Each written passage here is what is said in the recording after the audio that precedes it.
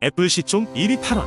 애플이 내놓은 혼합 현실 헤드셋 비전 프로의 사전 주문량이 시장의 기대를 넘어선 것으로 나타나면서 애플 주가가 1% 이상 올라 시총 1위 자리를 되찾았습니다. 애플은 올 들어 아이폰 수요 둔화로 주가가 약세를 거듭했으나 지난주 후반부터 상승세로 전환 3거래일 연속 상승하고 있습니다. 이에 따라 시총도 2조 9,980억 달러로 불어 마이크로소프트를 제치고 1위를 탈환했습니다. 이날 MS는 소폭 하락해 시총이 2조 9,470억 달러에 그쳤습니다. ETF 승인 후 내리막 4만 달러 선도 흔들 비트코인 현물 상당 지수 펀드가 미국 증권거래위원회의 승인을 획득한 이후 비트코인 가격이 줄곧 하락세를 보이며 4만 달러 선도 흔들리고 있습니다. 23일 오전 6시 30분 현재 비트코인은 24시간 전보다 3.94% 급락한 4만 55달러를 기록하고 있습니다. 세크가 현물 ETF를 승인한 지난 10일 4만 9,100달러까지 치솟았던 것과 비교하면 2주도 안 돼 약 20%가 하락한 셈입니다. 이어 이더리움은 5.59%, 바이낸스 코인은 4.08%, 솔라나는 7.67% 각각 급락했습니다.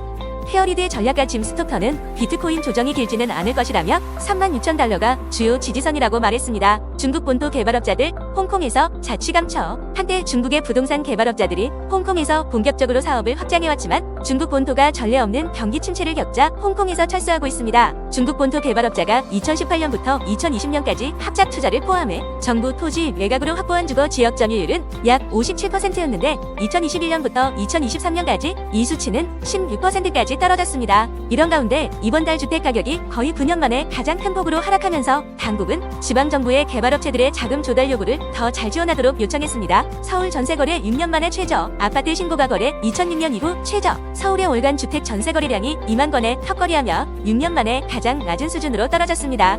서울의 주택 전세 거래량은 지난해 12월 2만 37건으로 1년 전과 비교해 10.4%, 전월보다는 7.8% 각각 감소했습니다. 이는 2017년 12월 이후 최저치입니다.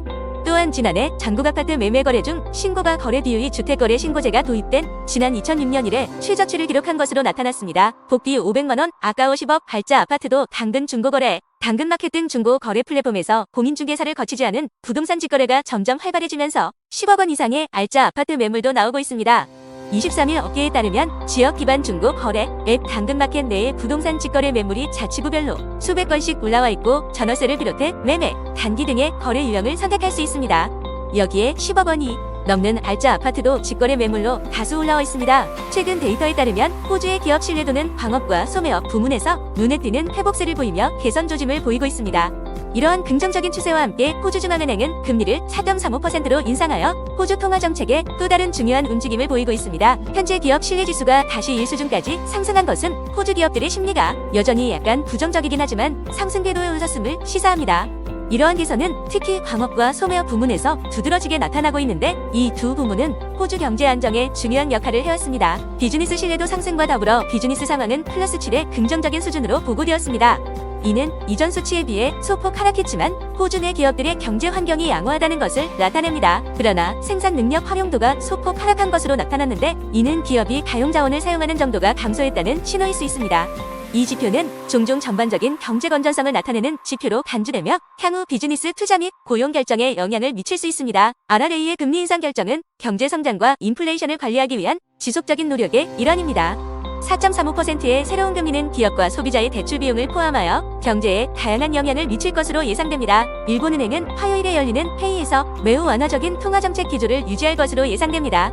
일본은행의 정책 위반자들은 10년에 걸친 완화 정책을 단계적으로 폐지하기 위한 핵심 조건인 2% 인플레이션율 달성이라는 오랜 목표를 향해 경제가 진전되고 있다고 평가하고 있습니다. 마이너스 금리 종식 가능성에 초점을 맞추고 있지만 소식통에 따르면 고지 관리들은 임금 상승률이 목표 수준에서 인플레이션을 유지할 수 있을 만큼 충분히 확대될지 여부를 더 분석하는 경향이 있다고 합니다. 설문조사에 참여한 경제학자들은 이번 회의에서 마이너스 금리 정책이 종료될 것으로 예상하지 않지만 빠르면 4월에 종료될 수 있을 것으로 전망하고 있습니다. 일본은행이 단기금리를 마이너스 영역에서 언제 인상할지 우에다 가즈오 부지 총재의 발언에 관심이 집중되고 있습니다. 이 조치는 우에다 총재의 전임자가 수립한 급진적인 부양책을 해체하는 중요한 조치로 간주됩니다. 전 일본은행 수석 이코노미스트 가메다 세이사코는 일본에서 긍정적인 임금 인플레이션 사이클이 시작될 가능성이 커지고 있으며 이러한 추세의 지속 가능성은 일본은행이 면밀히 검토하고자 하는 사항이라고 말했습니다. 고지는 이번 결정으로 단기금리 목표치를 마이너스 0.1%로 10년 만기 채권 수익률을 0%에 가깝게 유지할 것으로 예상됩니다. 회의가 끝난 후 우에다 총재는 보통 6시 30분경에 언론에 연설할 예정입니다. 분기별 전망 보고서에서 보지는 향후 몇 년간 추세 인플레이션이 목표치인 2%에 근접할 것이라는 전망을 유지할 것으로 보입니다. 이번 회의는 목요일에 열리는 유럽중앙은행과 다음 주에 열리는 미국 연방준비제도 이사회에 앞서 열리는 회의도 두 기관 모두 작년에 공격적인 긴축을 단행한 후 금리 인하를 고려하고 있습니다. 일본은 1년 넘게 물가 상승률이 고지의 목표치를 상회하고 있습니다. 그러나 우에다 총재는 금리 인상에 앞서 인플레이션이 2%에 근접하는 확고한 증거와 견고한 임금 상승을 기다려야 한다고 강조했습니다. 설문조사와 기업 로비 성명서에 따르면 일본의 봄 임금 상승률이 작년 최고치를 넘어설 수 있으며 이는 보지가 초원화 정책을 종료하는 데 중요한 조건이 될 수 있습니다. 그러나 또 다른 전제 조건인 서비스 물가가 꾸준히 상승할 가능성은 여전히 불확실합니다. 서비스 물가가 상승하기는 했지만 그 상승폭이 광범위하지 않고 관광업의 회복으로 수혜를 받거나 노동력 부족에 직면한 일부 업종에 국한되어 있기 때문입니다. 일본의 임금 상승률이 정체된 역사로 인해 기업이 가격 인상을 통해 인건비를 전가하는 것이 어려웠으며 특히 지방의 일부 소규모 기업은 임금 인상을 주저하고 있습니다. 최근 데이터에 따르면 11월 서비스업 활동은 전월 대비 0.7% 감소하는 등 소비 약세가 두드러지고 있습니다. 공장 생산량도 중국의 수요 감소와 안전 테스트 위법 행위 조사를 받고 있는 도요타 자동차의 소형차 부문 생산 중단으로 인해 어려움을 겪을 것으로 예상됩니다. 다이와 증권의 토로 스에이로와 SMBC 니코 증권의 요시마사, 마루야마 같은 경제학자들은 일본 경제에 대한 우려를 표명하면서 보지가 2월에 발표될 10에서 12월 국내 총생산 데이터를 기다렸다가 정책을 변경할 수 있다고 제안했습니다. 채권왕으로 유명한 빌 그로스 전 핌코 대표가 오늘 인터뷰에서 연방준비제도의 현재 정책에 대해 공개적으로 의문을 제기했습니다. 그로스는 중앙은행이 양적 긴축으로 불리는 대차 대조표 축소 노력을 중단할 것을 권고하고 잠재적 경기 침체를 막기 위해 향후 6개월에서 1년 내에 금리 인하를 단행할 것을 제안했습니다. 트레이더들이 1월 30에서 31일로 예정된 중요한 연방준비제도 정책회의를 앞두고 금리 인하 가능성에 대한 추측이 커지고 있습니다.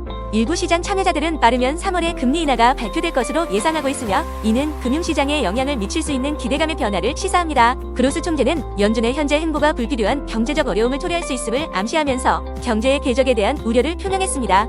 그로스는 연준은 대차 대조표 축소를 중단해야 한다며 통화정책에 대한 선제적 접근의 필요성을 강조했습니다.